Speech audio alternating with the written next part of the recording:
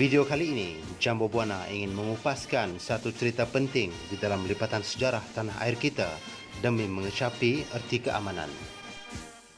Pernahkah anda mendengar kata-kata keramat, agi hidup, agi ngelaban? Kata-kata ini bermaksud, selagi bernyawa, selagi itulah aku berjuang, diterjemahkan daripada bahasa Iban. Di video-video yang lepas, Jambo Buana sering mengupaskan kemegahan dan kejayaan Regimen Askar Meliteraja.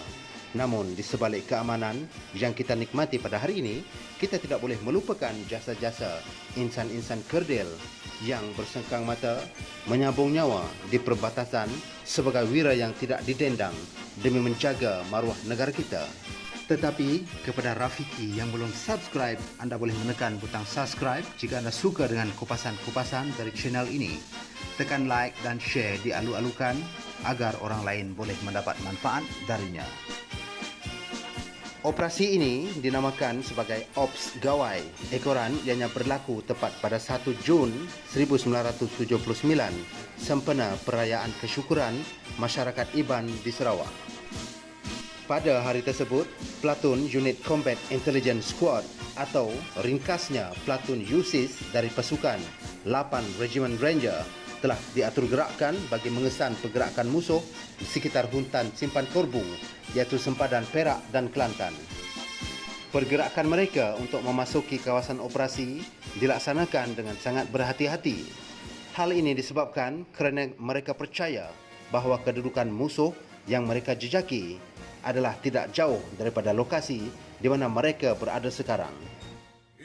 Perwira negara Kanang Anak Langkau mendahului pergerakan diikuti oleh Michael Riman Anak Bugat dan Wan Sapudin Wan Kasim sedikit di belakang bersama anggota-anggota yang lain.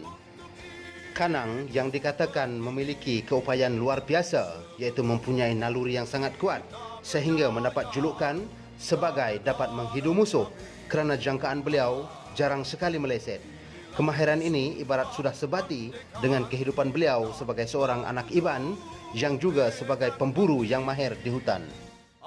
Kemahiran tersebutlah diadaptasikan untuk memburu petualang-petualang durjana. Pergerakan mereka dimulakan seawal jam 8 pagi. Hutan rimba yang tebal, meranduk sungai, mendaki bukit serta meredah tebing. Pergerakan yang perlahan itu membawa mereka betul-betul ke arah yang tepat kepada musuh dan mengesak jejak dengan sabar sehingga lewat petang.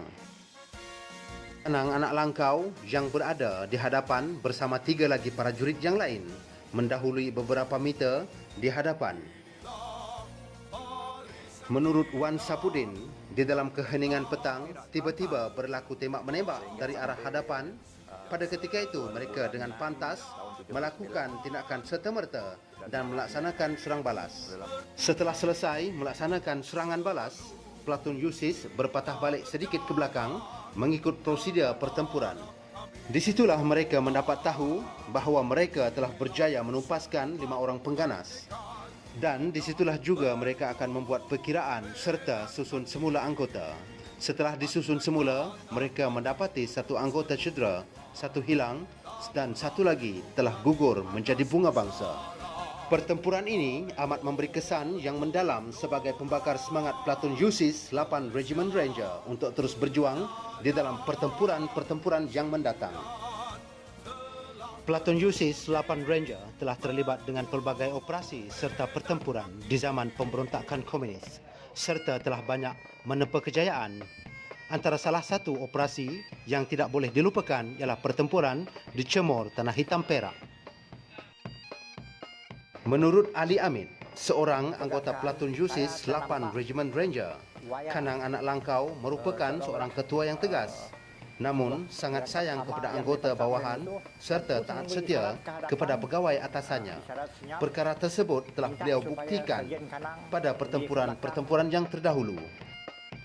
Antaranya, beliau dengan tanpa menghiraukan desingan peluru dari segenap sudut untuk menyelamatkan pegawainya daripada kawasan membunuh di lokasi serang hendap musuh sehingga berjaya menyelamatkan seorang pegawai British yang terperangkap itu.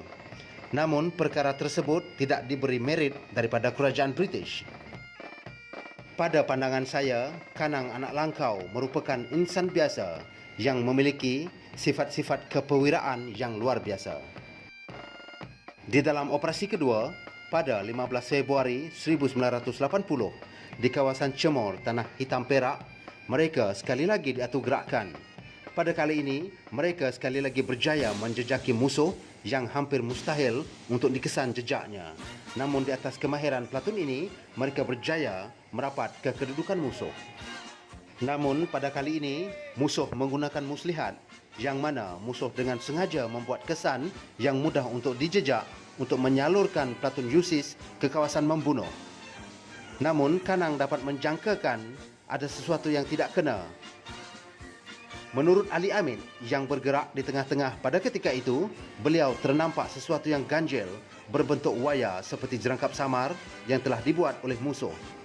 Dengan segera, beliau menyampaikan isyarat kepada ketua mereka, iaitu Kanang Anak Langkau, untuk membuat siasatan. Manakala Nasir terus mengambil kedudukan sebagai sentri ketika Kanang membuat pemeriksaan terhadap jerangkap samar tersebut. Malang bagi Nasir yang sedang membuat sentri kerana beliau telah ditembak dan rebah serta mengalami kecederaan. Seorang lagi anggota, iaitu Gopal yang berada tidak jauh di belakang, menceritakan bahawa Kanang terlihat Nasir yang sedang terkulai namun masih bernyawa. Sekali lagi, membahayakan nyawanya untuk mengeluarkan Nasir dari kawasan membunuh ke kawasan yang terlindung. Keberanian yang dimiliki oleh pahlawan negara ini dikatakan sangat luar biasa. Walaupun di dalam keadaan yang panik, beliau masih mampu untuk mengawal anggota dengan memberi arahan yang terang dan jelas serta diikuti dengan teriakan keramat Platoon USIS 8 Regiment Ranger, Agi Hidup Agi Ngelaban.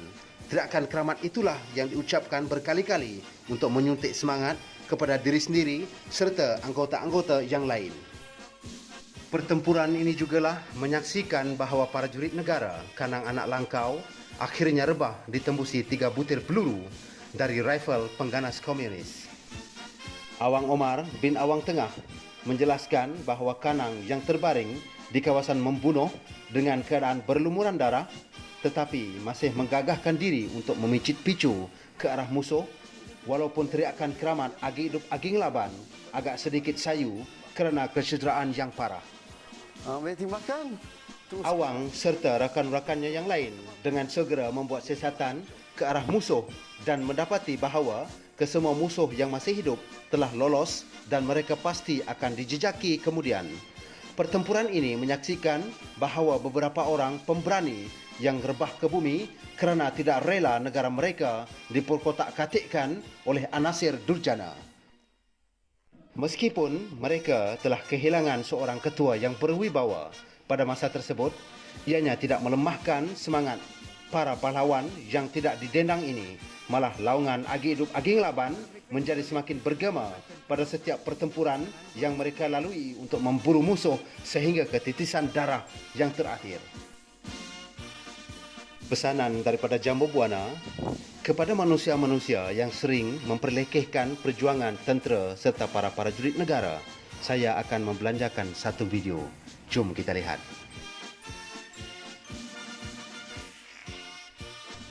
Kami masuk Platoon USIS adalah sain mati demi untuk menegakkan bangsa negara khasnya Malaysia.